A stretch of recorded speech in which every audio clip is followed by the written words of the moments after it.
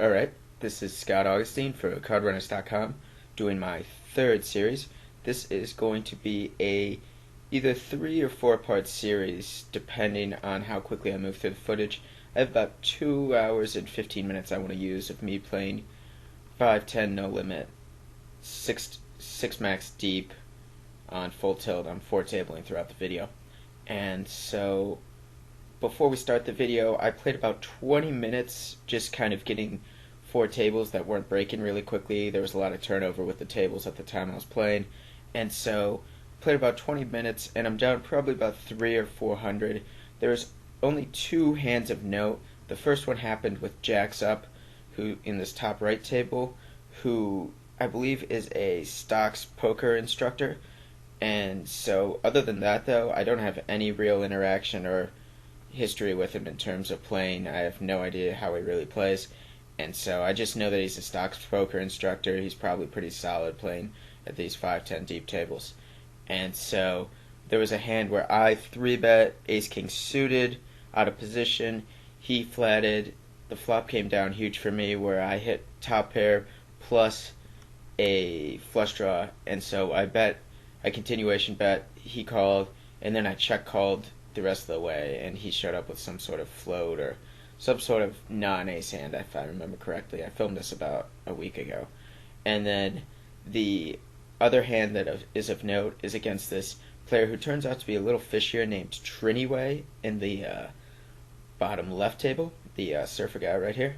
And he doubled up through me on kind of a bizarre hand. I bring the hand history up about 30 seconds into the footage, so I'll start it here and see if the hand history is kind of a little weird how both of us played our hands. It's definitely weird how I played it, but it's also telling of how he thinks about the game, or if he's thinking about it at all through here.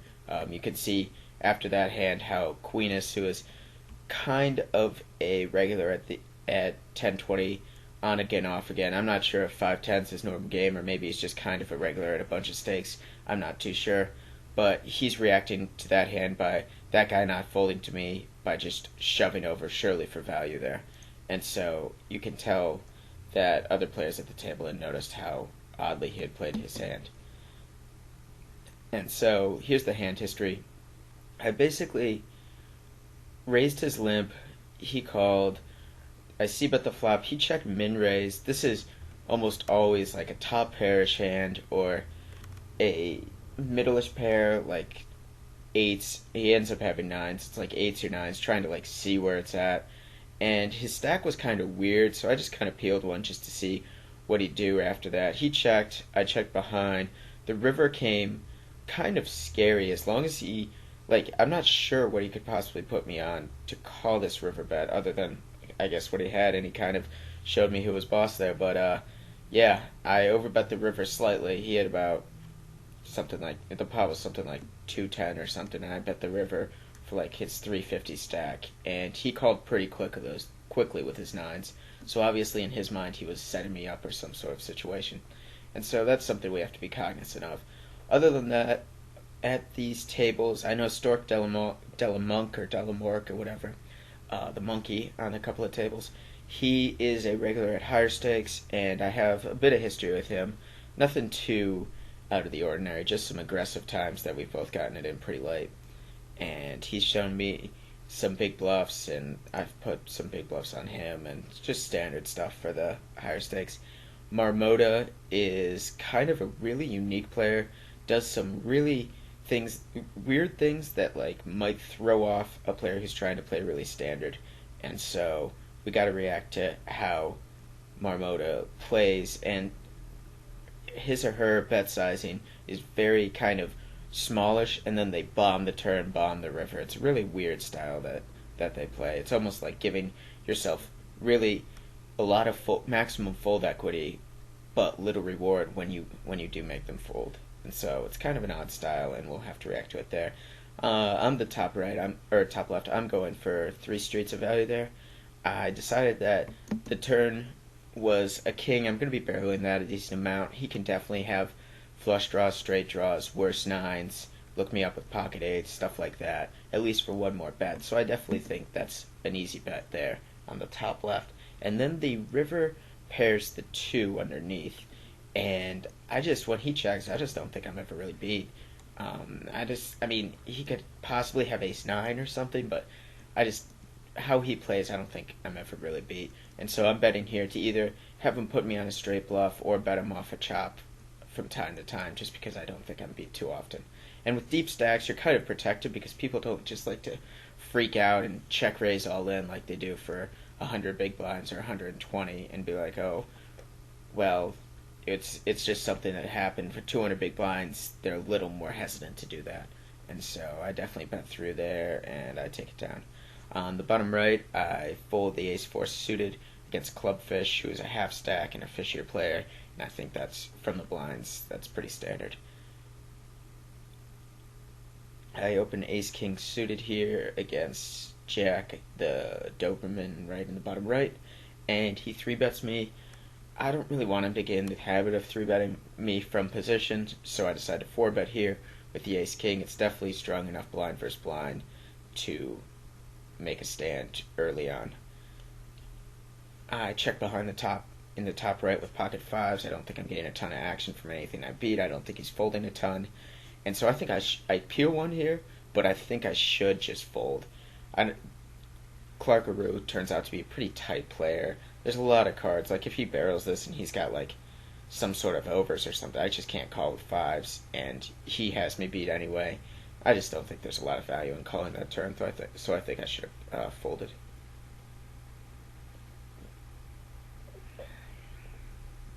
Other than that, as I mentioned, Queenus plays some of the higher stakes games sometimes, but not regularly. Luda Bahanger, this guy in the top right to my immediate left, he plays the higher stakes games, but I have really no history with him whatsoever.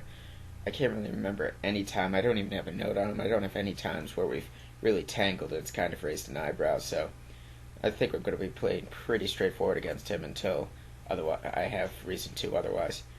And then you'll see that Clubfish limped under the gun, and then I isolated with 2s. I could have limped there, but it opens me up to a lot of isolations behind me. And I expect him to not limp re-raise very often when he's limping, because he does end up limping a lot later on. And then we get a glimpse of Welsh Poker making a fairly poor play. He flats me, and then he ends up shoving on Clubfish there.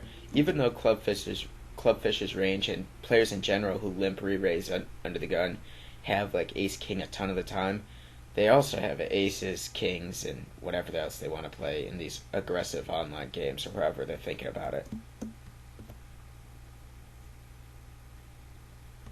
And so I make a raise here, a note here on Clubfish does limp re-raise aces there for a half stack at 5-10.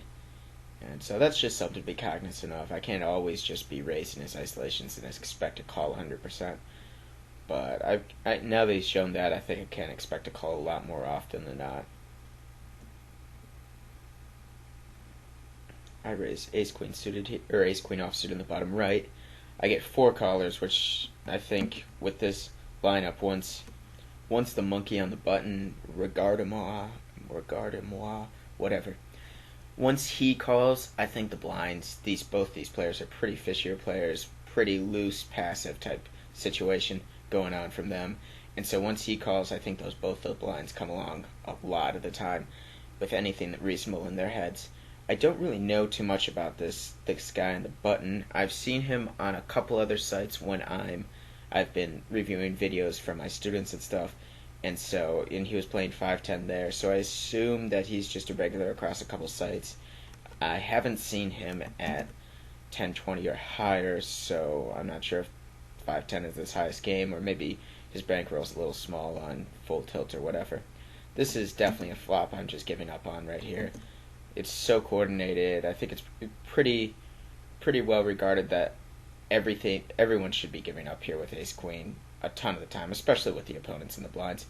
And a king comes, and you might think that that's okay, great, now I can represent ace-king.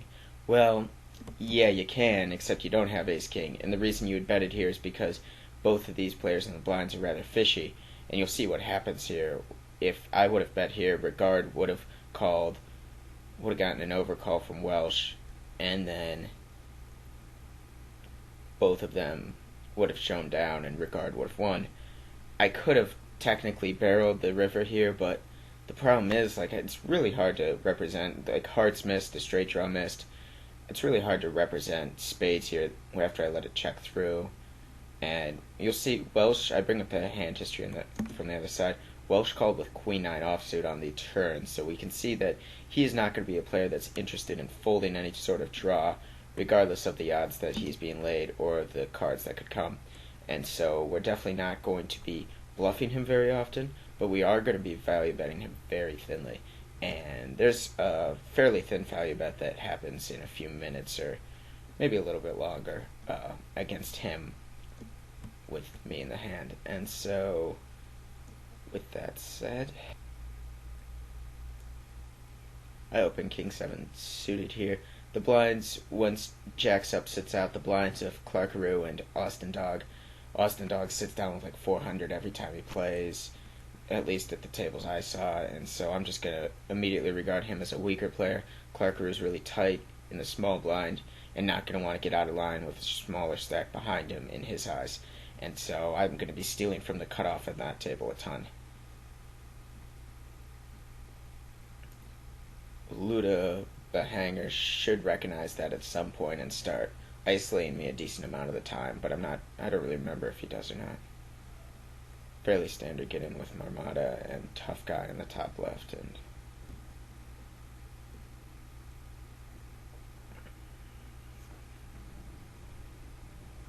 okay, I rewinded it a little bit. There's a hand in the bottom right where I flat pre-flop with king 2 suited from the small blinds open, and I think that's fine. I could also 3-bet it. I'm definitely not folding there with position and deeper stacks. And he check calls $20. I end up checking the turn, and I think once I do that, I should definitely give up on the river. But I decided to throw out a smaller bet there to try to bet him off with like ace high or something. But I just don't. I think there's going to be too many pairs, small pairs, whatever. My hand looks like absolutely nothing that he does look me up with a 7 there. I think I should just be checking back that river.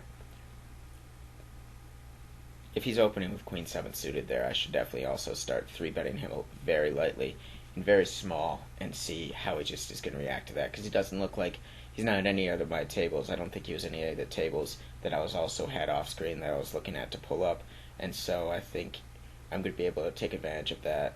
I'm not sure if I do in this video, but in retrospect I should have been 3-betting him fairly lightly. He also just didn't open a ton of hands. He was fairly tight.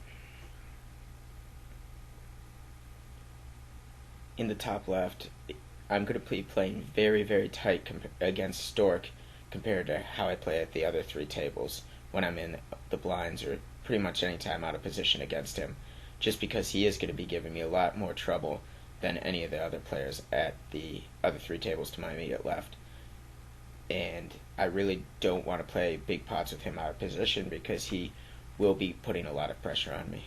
And he's not afraid to make big calls either. Trinity limps, I complete with 10-8 offsuit in the blinds and then just check fold down there. I flop. I raised the tight blind, big blind there of Clarkaroo. I continuation bet my flop flush and get no action there. I think I definitely need to be continuation betting that though, just in case he does have an ace, he does have a set 2 pair, lower flush, whatever. I don't want a 4 flush or the board to pair or whatever and him get scared and I lose out some value there. I don't think he's going to call me very often, but when he does call me, I need to be pumping money in there. Stork sits on my right in the top right table, and so now that's 2 chances that we get to mess with him over the 1 chance he gets to mess with us. It doesn't really become very combative until later on in the video. I know his game pretty well, so I'm not really worried about mixing it up and getting reads on him from the start. Other than that, though, one side note is I do really advocate at the deepest stack tables, if you don't really know the players and whatever, I definitely would advocate kind of getting in not negative EV spots on your, like, just to get into them, but definitely get in some more marginal situations. And the reason is, when you play players at deep stacks, the way you develop very quick reads on people is by getting into these marginal situations. And so when two players get all in and one has ace king and the other one has pocket queens or whatever at 100 big blinds, you don't learn anything about each other's play. You just learn, okay, we both know that those are hands you should get in. But when you are value betting, like against Marmota, when I was value betting second pair for 3 streets there, and he didn't look me up. Well, if he did look me up, we'd know a lot more about each other there than if we didn't get to showdown. Like, we didn't get to showdown. He has no idea what I had. I can have a pretty good idea what he has. Some sort of worse made hand than a 9, but more likely like some sort of weird draw and whatever. And so it's definitely important to get into these dicey situations, because that's really where you develop your reads. And at deeper stack tables, you're not going to be able to have these standard lines of, okay, well, I've got my 4-bet value range, I've got my 3-betting late range, I've got my 3-betting value range, and I'm set to go at 100 big blind deep. Well, yeah, that's awesome that you've worked that out, but once you get like 200-300 big blinds deep, and you're out of position, someone 3-bets you and you have jacks, you can't 4-bet them and get it in for like value versus pretty much any opponent. They're just going to flat you, or they're going to raise you, and you're going to be in a huge amount of trouble. You can't really fold, because they'll just get into all sorts of ways of just value 3-betting you light, and you're just kind of screwed there. If you 4-bet, they call, and then a couple overs come, and they're raising you. So you just need to be able to read hands, get in marginal situations, have reads on players, be great at hand reading, and the more you hone that skill of hand reading, the better you're going to be at deeper stack play. And it's absolutely essential that you hone that skill compared to some of the shallower games. Like, in an extreme example, against a short stack, it's not really important that you have any reads on him. He's going to min raise the button. If you have 9s in a small blind, you're going to raise him. If he has ace queen, he's going to get it in. It's easy. But if now let's put 3,000 in front of you. Now how are you both going to react to that situation? So it's really, really, really important that you have both confidence in your post-flop play, and that stems from your hand reading and honing that skill, and also giving yourself opportunities to develop reads on players by not just avoiding marginal situations and passing them up. Get in those marginal situations and see how they react to it, and then you'll see how they react to you, you react to them, and then you can start getting more and more information. If you're the better player, you're going to react to it better. So after that little rant and aside, this is in the bottom left. I raised ace king under the gun, and that's a good thing to flop the nuts here. And I bet here pretty big, especially on the turn, just because I don't think he's folding a ton of his range here, and I obviously have the nuts, and I want to keep putting money in before anything else happens. The 8's a little bit of a scare card, but now I'm just praying he has a 9, or he has some sort of combo draw and it's not clubs. And then it takes me a little bit to try to figure out what my bet size I want to have on this river. I don't really envision him looking me up with like a 1-pair or a 2-pair hand. I think sometimes he might look me up with a set, but the majority of the time when he does look me up here, he's going to have a lower straight himself, or the flush to beat me. And so when that happens, I think his range for calling, or his range for calling the bet is only a straight or a flush, and it's fairly inelastic compared to, I don't think he's folding a 9 for 700 if he's going to fold it for 300. And since I don't plan on folding this hand, I thought a shove was best here. Another option, if you think the player's a little trickier or prone to spazzing out, is to check this river here, because he'll never expect you to check it with a huge hand, and so he'll turn his king queen or his king jack or whatever, king queen of spades, whatever it is, into a bluff on the river, and you can snap that off. I have the king of spades though, so that's a little bit of a blocker to those type of hands that could do that, and it takes an opponent that's going to be a little more frisky, a little more out of line to be able to do that. So against this guy, I think shoving here was probably my best play. He seems to be this My Poker Time cowboy guy. He seems to be a little more in line. There was a hand, I think it happened a little bit ago, where I raised. I'll try to find that. Yeah, here it is. Where I raised King Jack offsuit, which is a standard open for me from the cutoff. He flats in the small blind. Trinway, who is kind of a fishier player we already determined, kind of a more passive, would rather put you on a bluff than pump in money himself with like eights or whatever. He 3-bets in My Poker Time, immediately flats that. He flatted my raise, he flatted the fishier player's raise, and then he just check folds this flop. And that line caused me later on, a few hands later, to take the shoving with the ace-king line instead of having him check in and having him be a little bit trickier or whatever. I might, without knowing him, I might have shoved anyway, but that definitely cemented it right here. And so, alright, so unfortunately folded for fast forwarding back.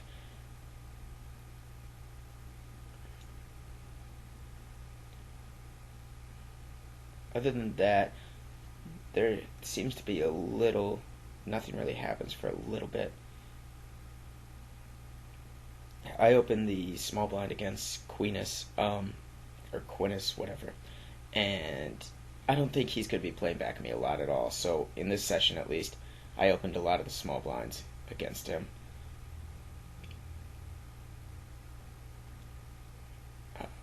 In the bottom left, I decided to 3-bet his min-raise open with 9-5 suited.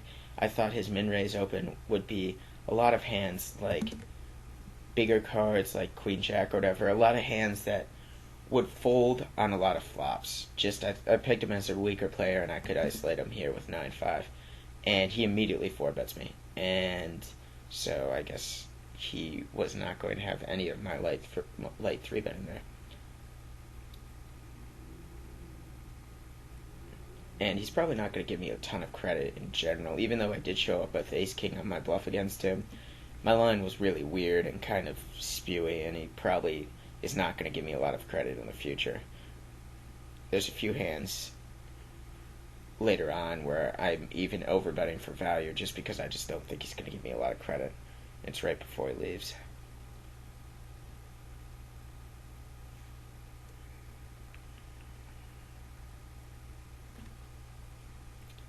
Yeah, so there's these 5-10 tables definitely have some good spots at them. This bottom right table, especially when Welsh Poker sits back in, is definitely a very profitable table.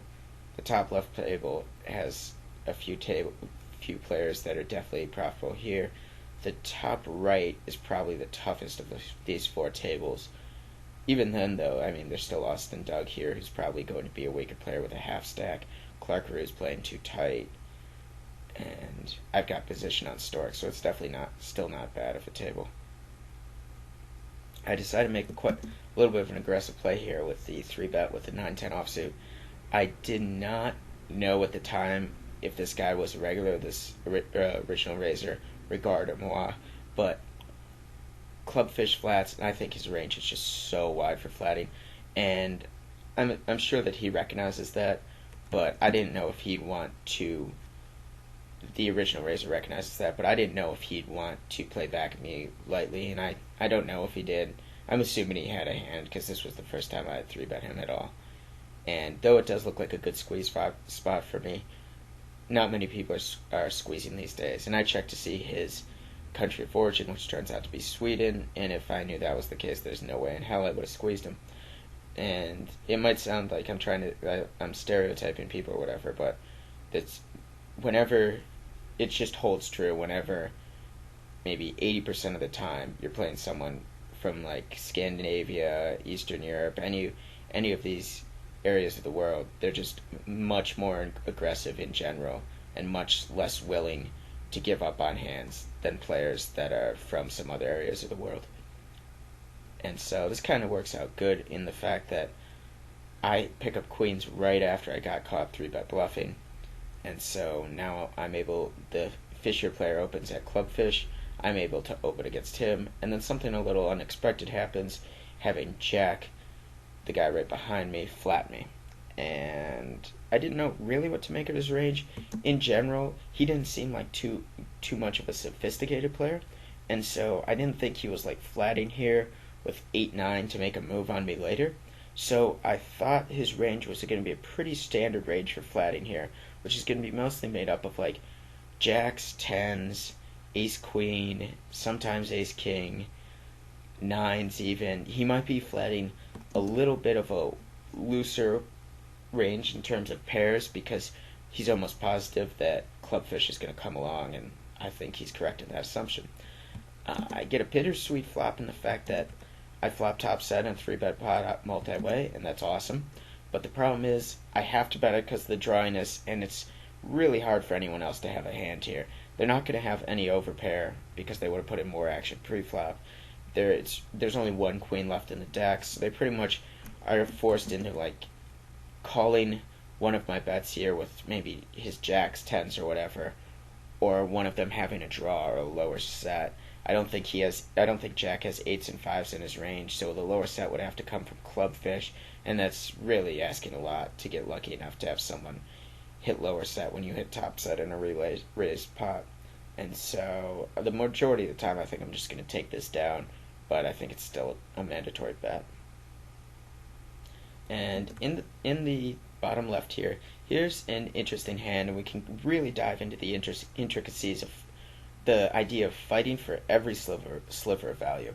Okay, so Trinyway, he limped in the cutoff, and before he min-raised his big hand, obviously, so we're putting him on a weaker range than any sort of strong range. And he's limping here. I complete with the King 4 suited. I think that's fine because I don't think Quintus is going to be squeezing me or isolating this guy too much for a variety of reasons. He hasn't been really playing back and being behind me. He also has no reason to think that Trinyway will fold here, so it's going to take a pretty big hand for Quintus to squeeze or this limp kind of. And so the flop comes down, ace 8-3 rainbow, checks through. And I think Trinyway could still have an ace in his range here, or some sort of hand like jacks or tens or whatever. But then on the turn, it checks through again. And once this happens, the 9 of diamonds really makes the board a lot drawier. It connects, makes a bunch of straight draws, bunch of flush draws, whatever. And so when that's the case, I think a player like Trinyway will bet every time he has an ace on this turn, and probably when he has a 9 or better, just to protect his hand here. And even though it's multi-way, he's just scared to death of getting outdrawn, so he's going to bet something, whatever it is, on the turn. And if he bets on the turn, obviously I'm folding, but when he checks behind on the turn, I just think it's indicative of him having like a hand like king high, pocket fives, or like some sort of weird draw like a gut shot or something like that. And so when that's the case, I don't think he's ever betting like pocket fives or king high on this river. And so it checks to him again, and he puts out a $20 bet. And a lot of the times people will just be like, okay, he's bad. I'm just going to give him credit for having whatever the hell he could have. And there's nothing wrong with that logic. But as you move up, people are going to make less and less mistakes in bigger pots. And so the mistakes they're going to make are going to be in smaller and medium pots. And so when that happens, you need to fight for literally every sliver of value, every small, thin value bet, every time that you could bluff and you think it's a good spot, you just have to go ahead and do it. When you think Trinyway doesn't have king high beat here and he's betting into us after that analysis of why I think he doesn't, I have to call here, even though Quintus is behind me. Quintus, you're kind of protected in the fact that Quintus probably doesn't have either an ace or a 9 even. And even if he has like 9-4, what's he really beating here when Trinyway calls or bets I call? And it's just, he'll probably even ditch that. And so Trinyway shows a gut shot that missed. And so I take that down there. And that's just a little bit of value that not a lot of people would have gotten there at this limit. And so I think it's really important to just really focus on how much value you can really eke out of every situation.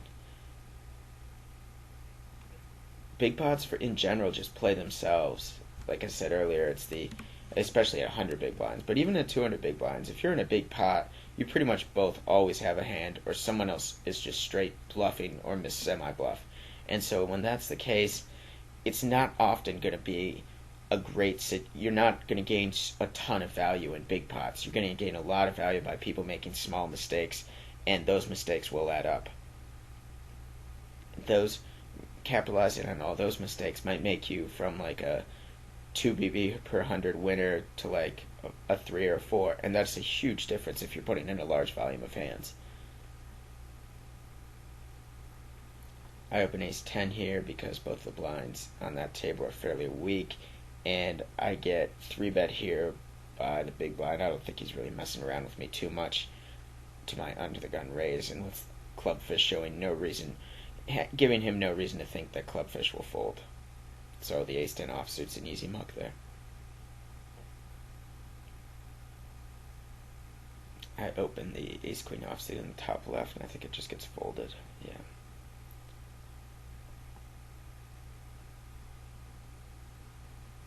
And this is kind of an interesting hand in the top right. I open 6-7 suited, which, due to the big blind being pretty bad, I think that's a fine open.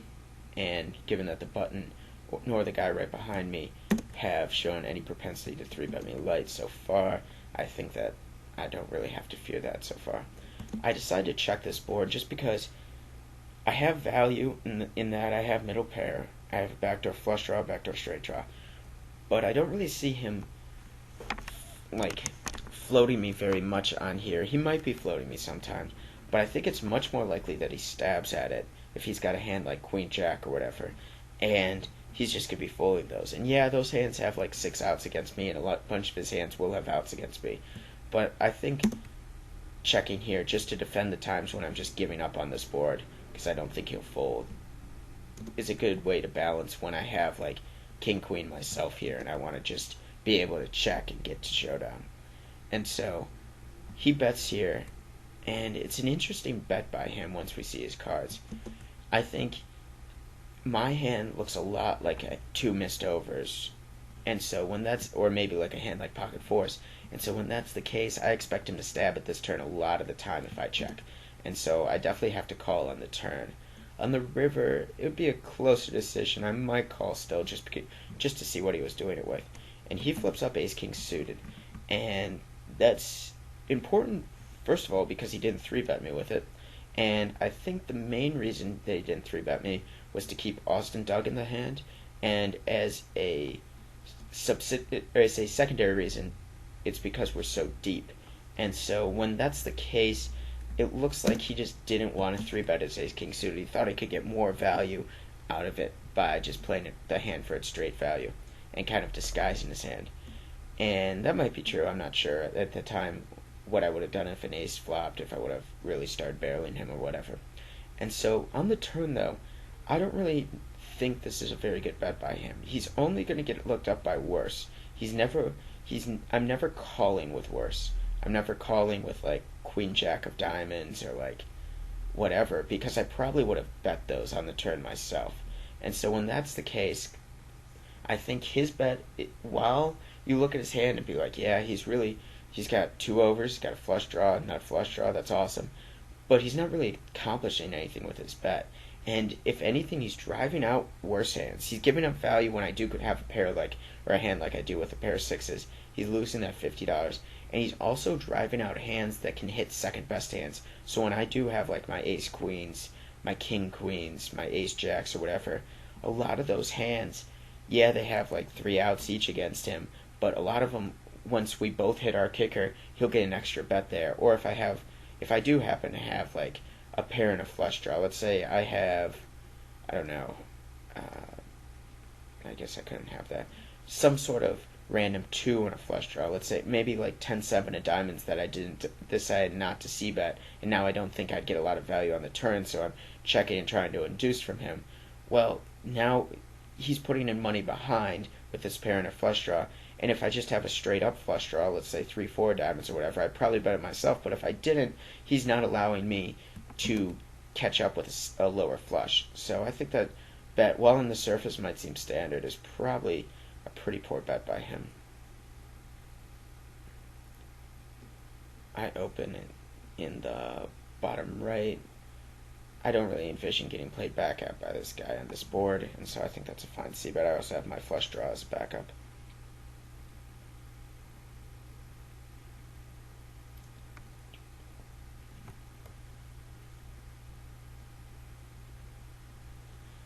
Now I'm just going to fold around here. Got a bunch of queen rag hands. And I'm looking up here. We got to go back to that. And so in the bottom left table, we could see that there's a big hand that went down. Queen is opened and got flatted by two people in the blinds. And then Trinway, he 3-bet, or actually just check raised on this flop pretty big, 270 against the 60. And so we'll see what to make of that.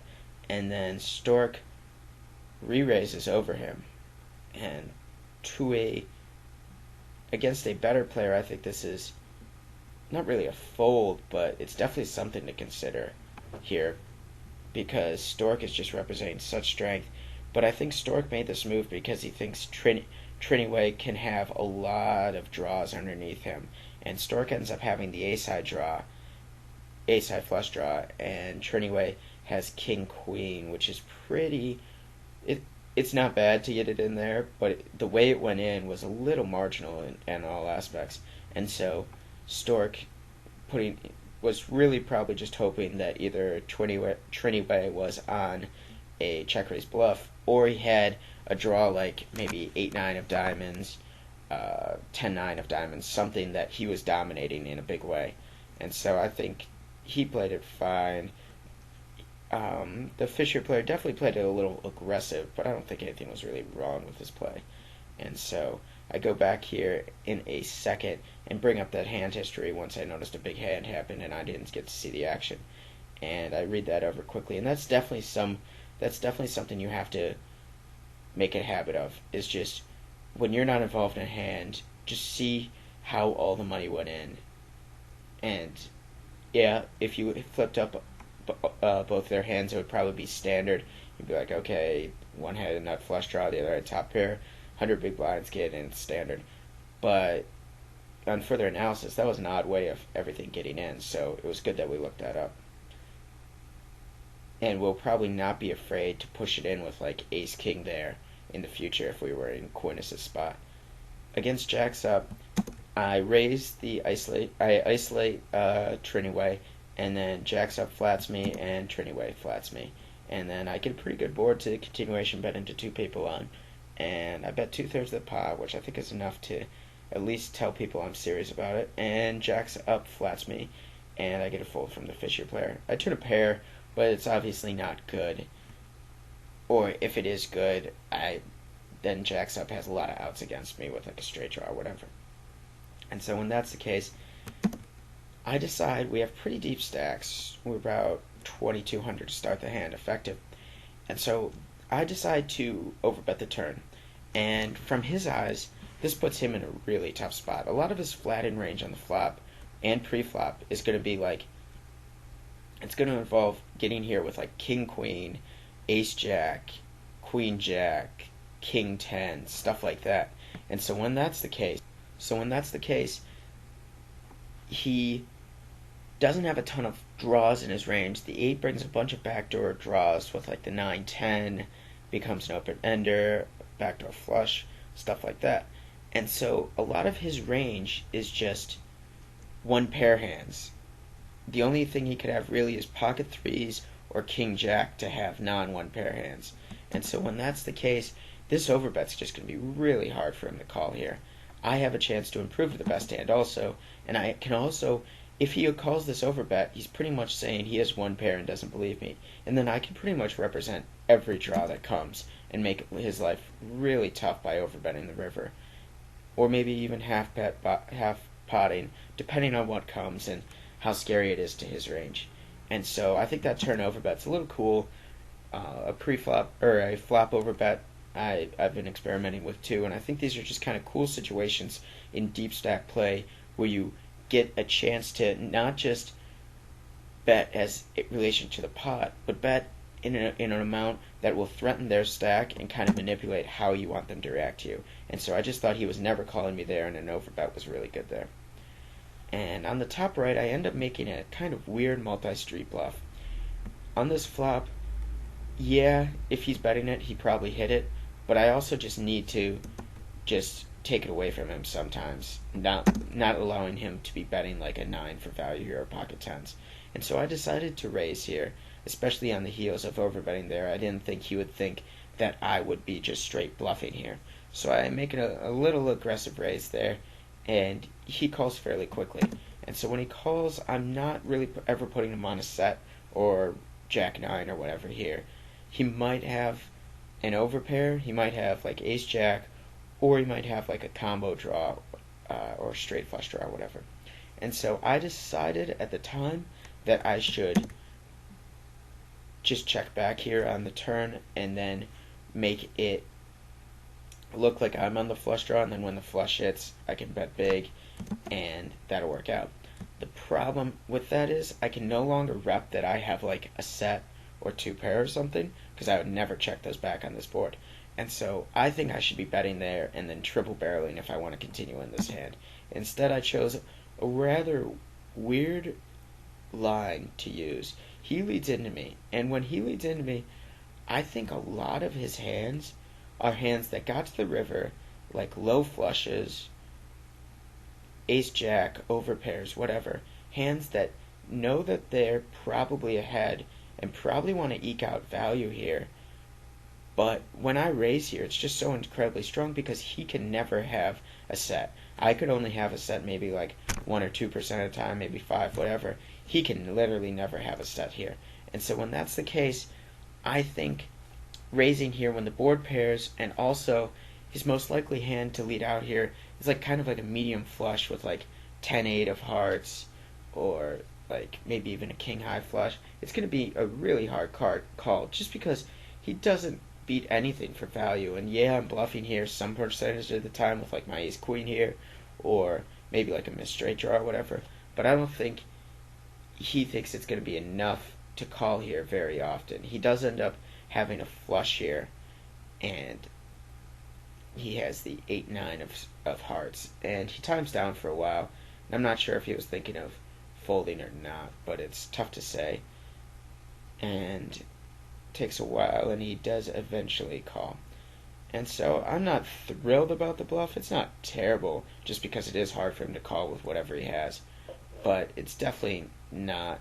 I definitely think I should follow through on the turn there rather than wait to the river and kind of raise and represent something weird. I isolate Trinity with pocket fours.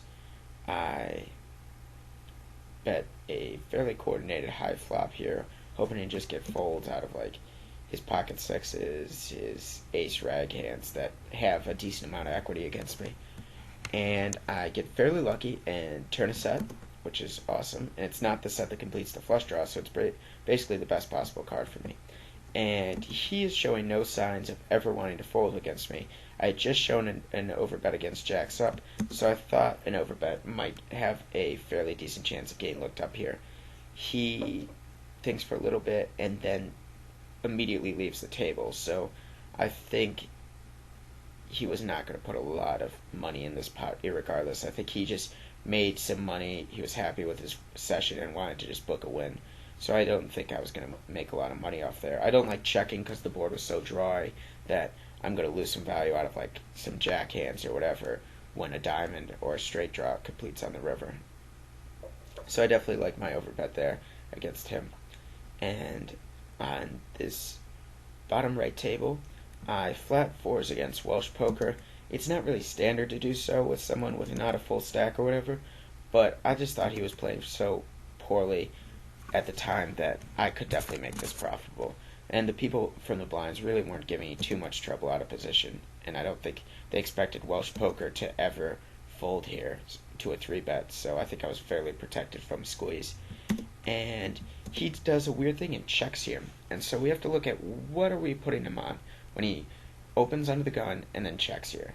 He could have a hand like jacks, tens, something along those lines that is just like, wow, I can't believe how bad my luck is. 2 overcards flopped and a flush draw. I'm just going to try to check this down, get to showdown.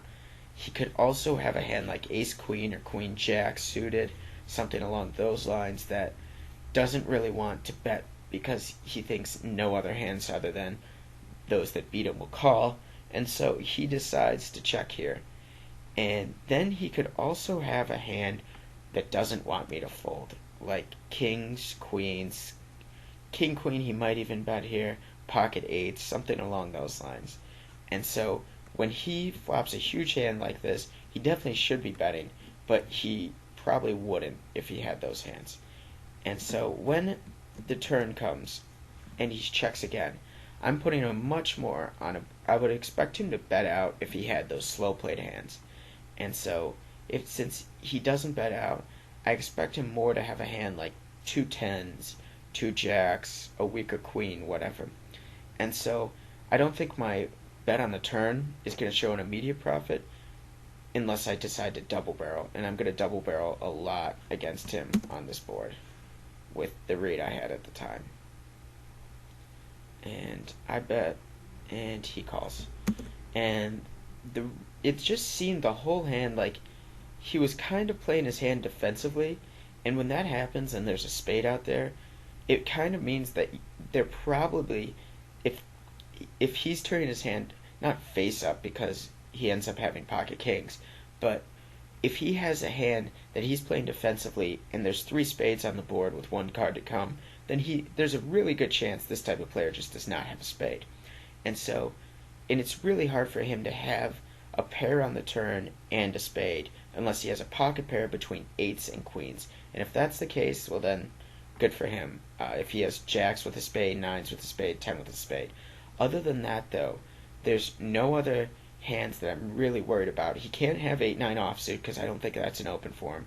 And so if he has a pair of 8s that call in the turn with 8-9 suited, he would already have the flush. And I expected a flush to check raise me a good amount of the time on the turn. And so when that didn't happen, I really didn't put him on the made flush on the turn. I don't think he would open ace or a king X hand that was offsuit unless it was like ace king or king queen, and those hands already, well, first of all, they can't have a spade obviously, and so by now I would be fine with value betting my 4s. And also I just didn't see him like opening king jack offsuit with the king of spades and playing it like this really ever. And so when that's the case, I decided that he had a hand that was, had the best hand overwhelmingly majority of the time. And so I decided to put in a little bit of a value bet here just to try to get a frustration call from anything he could have. And he snaps me off with pocket kings. I think he played his hand really poorly, obviously. And when he has kings there and he's playing it like that, he's just allowing me to get all these free cards. If I did have spades or a straight draw or whatever and I outdraw him, he's charging me nothing for this. And if I have like 2 9s, it's not like, yeah, I put in money with 2 4s that one bet, but that was because I put him on a hand that was like a middling pair. If I had a hand with showdown value, like 2 10s, queen jack, whatever, I'm not betting there. And so and even if I am, it's not like I'm gonna just call a check raise and just go wild with it. And so I think he's just losing value there. Clubfish limped under the gun earlier and limp re-raised with his aces. It's highly unlikely that he has a hand to limp re-raise this time, so I isolate him. And Welsh Poker comes along, possibly steaming from the fact that I value bet him there and that his top set got outdrawn. And he leads here. When he leads here, I'm putting a lot of air in his range and a lot of like marginal flush draws, like 5, 6 of diamonds and stuff, that just wants to somehow rep an 8 or an ace. The problem is he would never play an 8 or an ace like this with how things have been going. He would have let it check to me, he would have let me bet, and then if he had an 8, he'd probably check raise small. If he had an ace, he'd probably check call. If he had a bigger draw, he'd probably check call. And so I'm putting him on kind of like a weakish flush draw here, or something that just is frustrated and wants to take it down. I turn the nuts by having a full house with the ace. At the time, I thought I might get a little value from betting on this turn here, but I don't think there's any point to that. I think I should just check behind and hope that he either hits his flush or he hits his kicker there and puts me on a flush draw, and I can extract the same amount of value on the river. I'm not scared of anything coming, so I think that was a poor play by me. But I mean, I say a poor play, but it's not like I'm giving up $100 in equity there. I'm giving up maybe like $1 or $2 in overall equity against him, because I just don't think he's ever calling there unless he approves, and even then he might not call. Then just make a note on the few hands that I saw Welsh poker play on the slow play kings, and I think there was one more note I make on it. On the top left table, I flat eights in the blinds to Marmota's open, and I think that's fairly fine. And then I check, Stork checks, and Marmota bets like a third of the pot. And Marmota loves to make these little bets into people, and just kind of, like I said earlier, he likes to bet small and then bomb the turn, bomb the river. And it does increase his fold equity, but he also is winning less when it happens. And so it's kind of a double-edged sword there. I decided that eights were good enough to call here, but the problem is that it's just really giving Stork free reign to squeeze me out of this pot, because when Stork knows that Marmota's very likely to c-bet this flop. It's like 100% of the time. And he knows that I know this, and that I would never, I mean, there's instances where I would, but I would very rarely slow play on this board, just because if I had like pocket fours or even like ace 3, ace 5 of clubs, something along those lines, I'd be putting a lot more money in than just calling here. And so Stork realizes this and squeezes me out. He could have had a hand, but it's also a really good spot for him to squeeze me out. And in the top right, I open ace-8 suited under the gun. It's a little loose, but with the table dynamics of playing tighter and me not really having any hassles from my left, I think it's fine. I decide not to bet this flop, even though I do have the gutter with the ace-8, and I turn the open into straight draw. I just don't think I have a lot of fold equity ever here. If he's folding, it's a hand worse than mine when I bet this turn. And then the king comes, and I would just bet because I think my hand to him looks a lot like king queen, queen jack, ace king, whatever, and he's just going to instantly release his hands that are like pocket fours, 5, 6, stuff that like is a little better than my hand, but is nowhere near good enough in his mind to call. I decide, and I get squeezed out of the top left, I decide to 3-bet the 10-9 suited against Stork, and there starts to be a recurring theme where I start 3-betting against him, and then he starts to pull a line, which is kind of odd, where on turn cards he floats the flop, or at least calls the flop, and then on turn cards that look like I should be barreling him, he leads them himself. And so this happens a few times during the session, and we never see his cards, so I'm not really sure what he could be doing this with, because we never get to showdown. I fold here when he leads for 400. Later on, I float, and then he folds to my river shove, stuff like that. And so it's kind of an odd line. He's trying to take control of the hand and just basically daring me to call without an ace if I don't have one. And it's kind of an odd line, and I thought about raising here, but I'm just not representing much. I mean, I'm representing ace-queen, aces, and queens. And then, like, I'm not even sure if I'd raise ace-king there for value, because I think a lot of his range is just, like, air or gut shots or something to just lead out there that he might barrel with on the river that I'd be missing out value with. So it puts me in kind of a tricky spot there when he does that. Overbet 56 joins the table in the bottom left, and soon after we'll join where Welsh poker is after he busts. I don't really know anything about him, but we start to... And we don't really tangle very much. I 3-bet him a couple times, or 4-bet him, but nothing huge. I 3-bet unicorn in the bottom left, and that becomes a theme for the next 3 or 4 orbits when he opens, with or without a hand, just because he wasn't really floating or playing against me when I was 3-betting, so I just decided to take that immediate profit there. And then I open the 3s in the bottom right. I get called by Welsh. I decide to call his lead here, and because in general it looked like his leads were being weak. And my 3s, that's a pretty decent board for my 3s. And he checks, I check right behind, and then an ace comes. It completes the straight in his eyes. I've got two 3s to block, so he can't have those, and I think it's less likely that he has 3-4 calling from the blinds. I think his hand is fairly centered around like hands like 5-6, pocket 4s, hands that are a little slightly better than mine. He can also have hands that are like just nothing, like he can have 8-9 or whatever, and he'll fold those to my bet. And so I overbet a little bit on the river here, and I don't think he's ever folding here.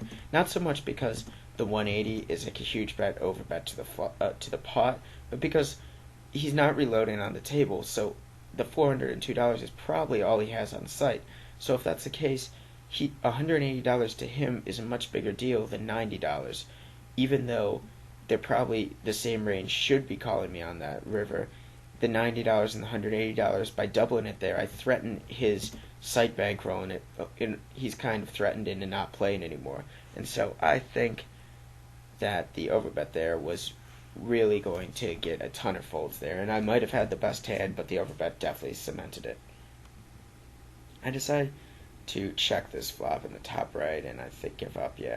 Yeah, I have bottom pair, but there's just so many hands I'm going to get played back at so much. There's going to be no good turn cards that I'm going to just hate it. Marmota does tend to squeeze in spots that are really, really obvious, and so when I open here, stork flats, cud flats, and then he squeezes here, I just think his range is so much made up of air.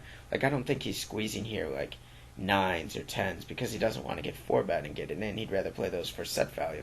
And so my 4-bet here becomes insanely profitable, because I think he's going to fold it just a lot with how the dynamics were at the time.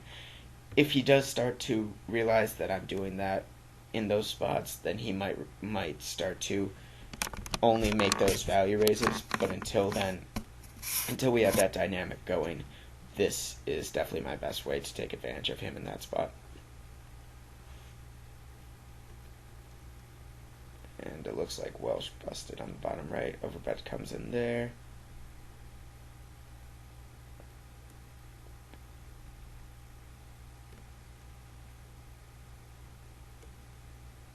And Jack has just been slowly dwindling his stack on the bottom left. Or bottom right, that is.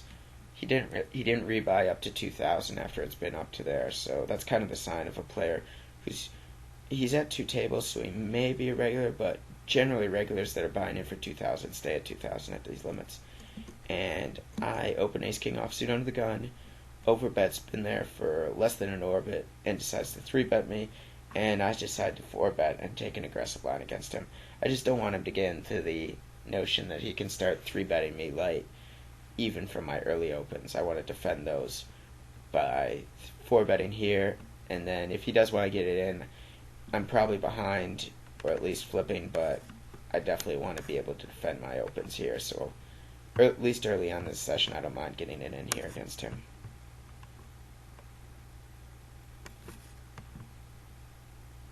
And then he does fold in the bottom left. I think that's fairly reasonable line that most people will take in these games, and so it's not anything groundbreaking there. I'm going to 3-bet unicorn in the bottom left again when he opens, and he's just going to fold again.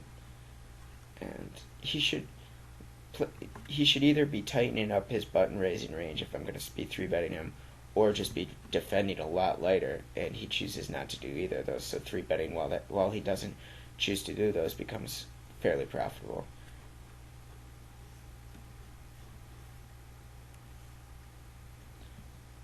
So we go ahead and do that. Go in a couple more minutes. I think we're at right about an hour for this first part, and we've only gotten through 33 minutes of the footage.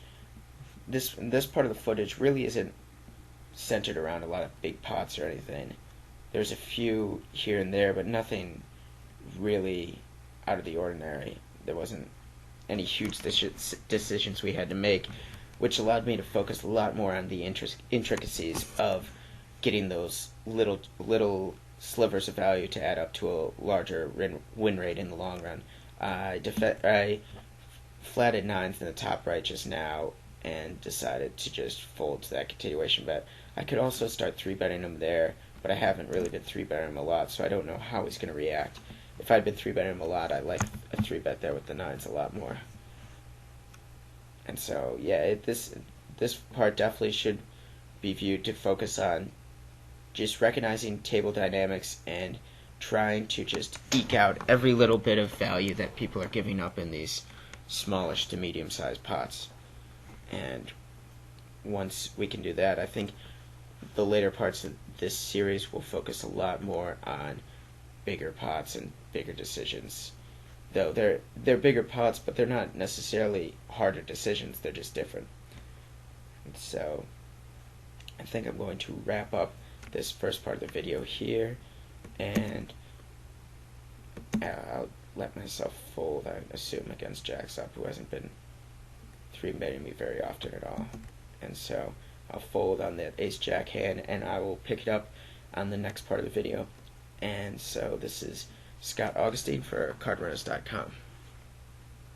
As a postscript to that video, I just closed the Camtasia, and I just thought everyone should get a quick look at my desktop. This is about a week after the Steelers won the Super Bowl, and just wanted everyone to be reminded that they are the greatest football team in the world. I'm originally from Pittsburgh, even though I'm living in Chicago now, so from time to time, I think we should just all be reminded of that. Alright, take it easy.